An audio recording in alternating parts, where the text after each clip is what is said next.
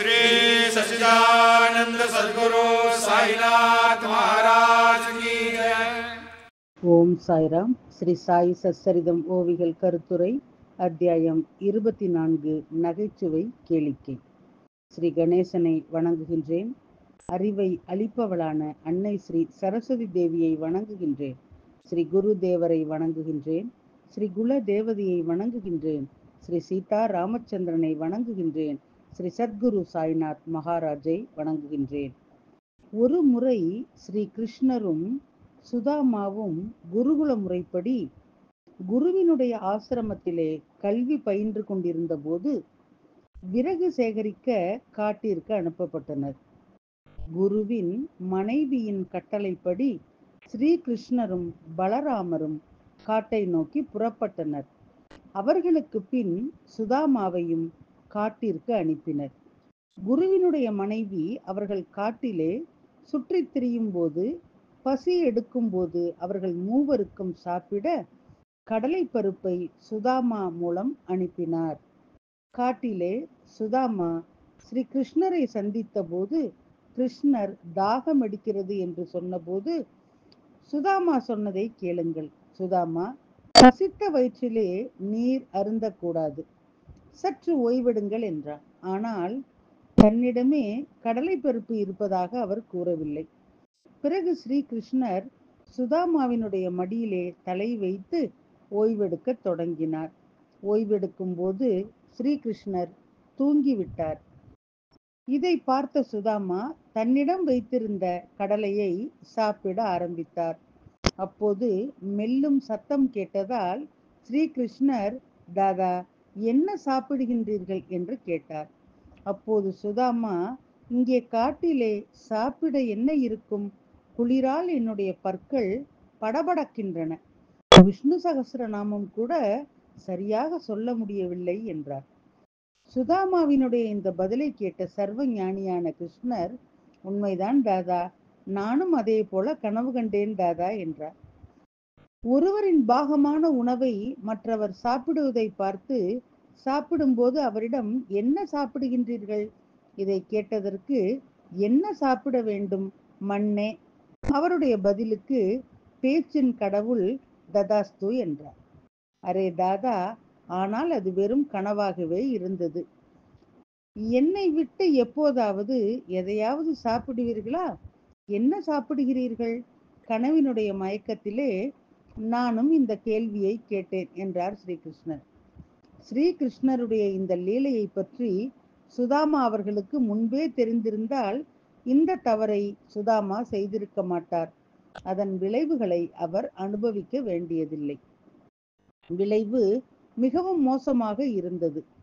18 உலகங்களின் வறுமையை அவர் அனுபவிக்க நேரிட்டது. எனவே பிறரை தவிர்த்து தனியாக சாப்பிடுபவர்கள் இதை மனதிலே கொள்ள வேண்டும். சுதாமா ஸ்ரீகிருஷ்ணரின் நேரடியான நெருங்கிய நண்பரும் கடவுளின் பக்தரும் ஆவார்.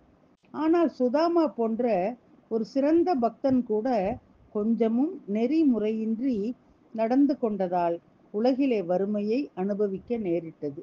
அதே சுதாமா தன் மனைவியால் சம்பாதித்த ஒரு கையளவு அவளை மட்டும் ஸ்ரீகிருஷ்ணருக்கு அளித்த போது ஸ்ரீகிருஷ்ணர் மகிழ்ச்சி அடைந்து சுதாமாவை பணக்காரர் ஆக்கினார்.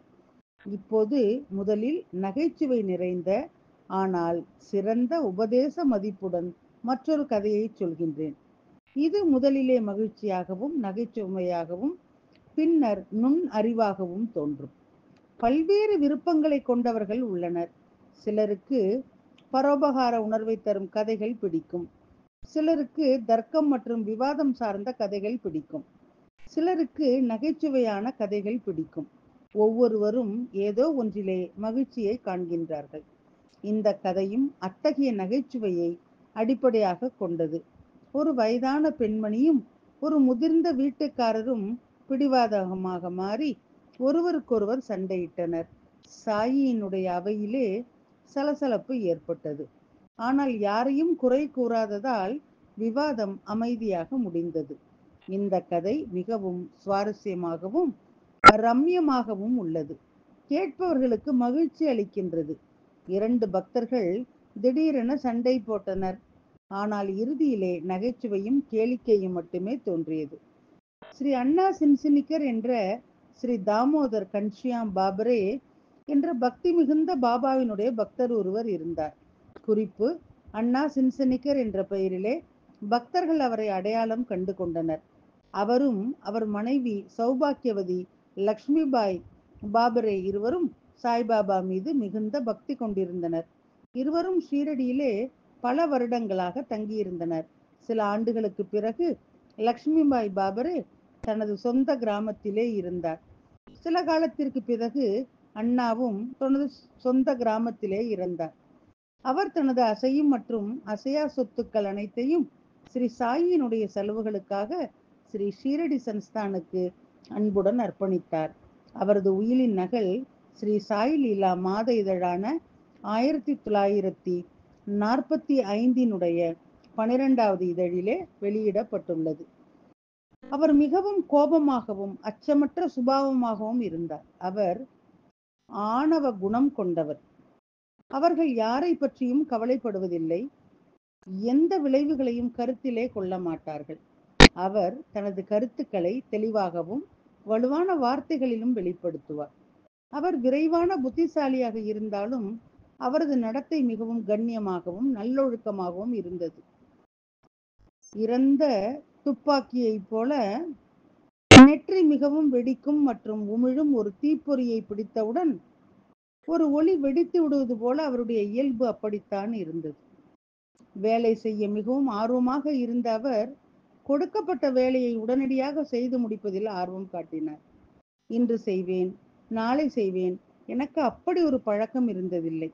வேலை செய்யும் போது யாருடைய குறுக்கீடும் அவருக்கு பிடிக்கவில்லை. மேலும் யாருடைய நம்பிக்கையையும் பொருட்படுத்தாமல் அப்பட்டமாக பேசுவதும் விரைவாக நடந்து கொள்வதும் அவருடைய இயல்பு. ஒரு முறை எரியும் தீக்குச்சியை கையிலே வைத்தால் அதை அண்ணாவின் இயல்புடன் சமரசம் செய்வது கடினமாக இருந்தது. ஆயினும் கூட பாபாவினுடைய நேர்மையான, அடக்கமான மற்றும் தூய்மையான இயல்பு காரணமாக அவர் பாபாவுக்கு மிகவும் பிடித்தவர். ஒரு முறை மதிய நேரத்திலே பாபா மஸ்ஜித் மாயிலே தனது இடது கையை மேடையிலே அவரது நீதிமன்றத்தால் சூழப்பட்ட நிலையிலே அமர்ந்திருந்தார். பாபா தாமே கவலையின்றி அமர்ந்து பக்தர்களை தங்களுக்குள் சண்டையிடச் செய்து சண்டை முற்றிய பிறகு மனக்கசப்புகளை எல்லாம் நீக்கி இரு தரப்பினருக்கும் புரிய வைப்பார். பாபாவுக்கு சேவை செய்ய வந்த பக்தர்கள் மஸ்ஜித் மாயிலே அமர்ந்து செல்வது வழக்கம்.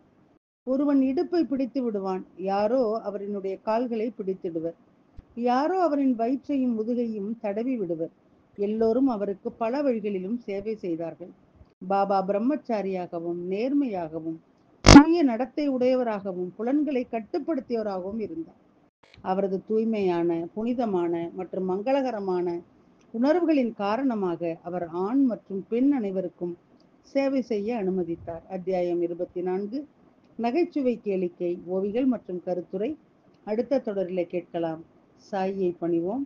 சாந்தி நிலவட்டும். ஓம் சாய்ராம். श्री सच्चिदानंद सद्गुरु साईनाथ महाराज की जय।